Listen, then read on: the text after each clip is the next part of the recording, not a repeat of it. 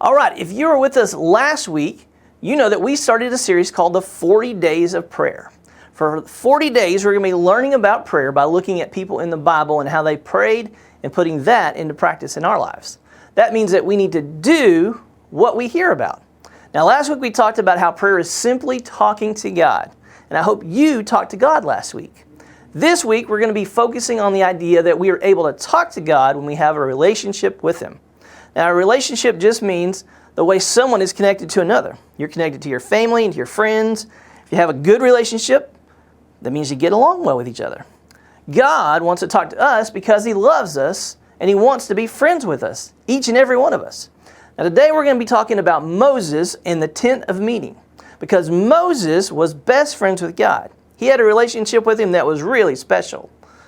God wants to have a relationship with us too. That means that we have to talk to Him.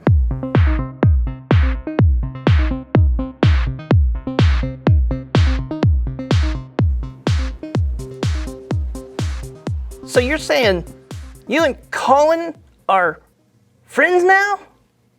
We are. Since when? Since today.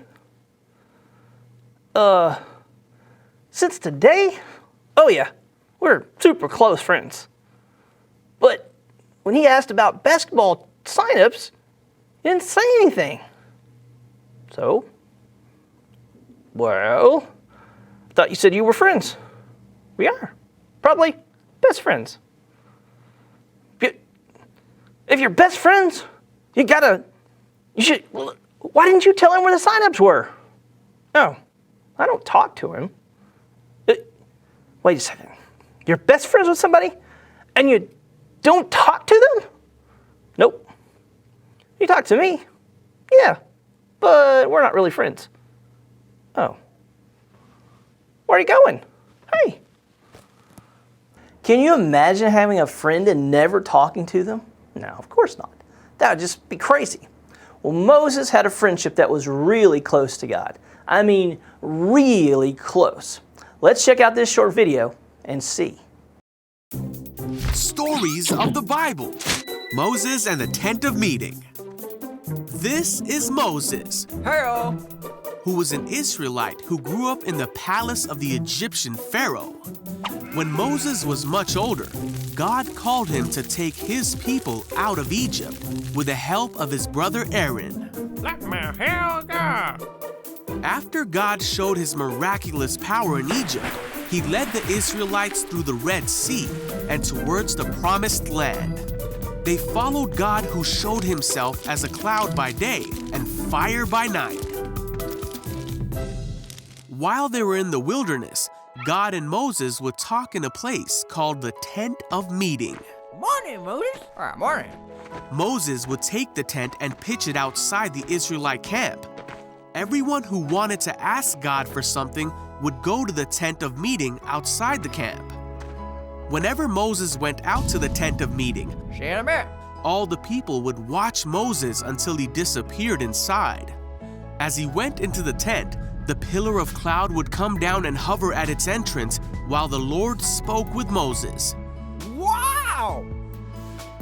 Inside the Tent of Meeting, the Lord would speak to Moses face to face, just as one speaks to a friend.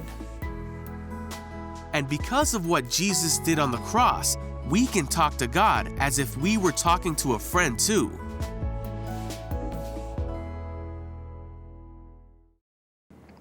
Several times the Bible mentioned that God spoke to Moses like a friend. There's likely no cloud or physical presence of God around us, but we can still talk to Him like we would a friend standing across from us. After conquering the far reaches of unknown space, this goat now sets his sights on his most important mission ever: protecting Earth's oceans. Descending from the far reaches of space like a shooting star, this goat will stop at nothing in his search for knowledge. His name is Sea Goat, and he's here to help us answer life's toughest questions.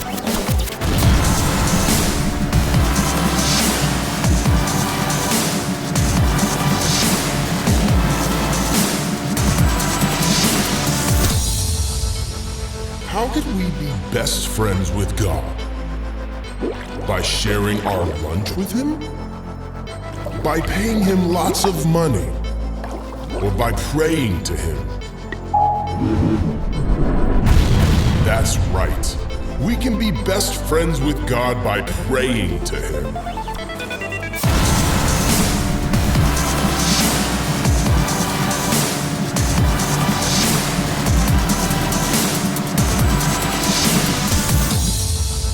How can our relationship with God grow? By FaceTiming Him? By talking with Him? Or by giving Him free pizza? Bravo!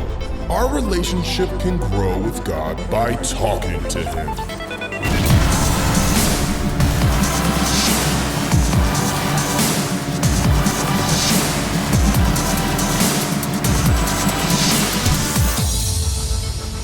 Where would Moses talk to God? In the tent of goats? In the tent of pancakes? Or in the tent of meeting? Perfect. Moses would talk to God in the tent of meeting.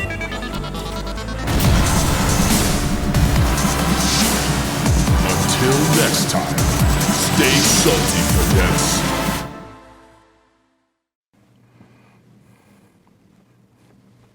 Hey, what? Did I see you talking to my best friend a little while ago? Oh, you mean Cohen? Yeah, Cohen, my best friend. Well, yeah, I was talking with him. He's pretty cool. You know, he likes basketball. I like basketball. Since when do you like basketball? Well, I like playing basketball. Don't play on a team, but yeah, I like basketball. In fact, I'm going to help him this Saturday with his practicing. What? Why didn't he ask me to help him?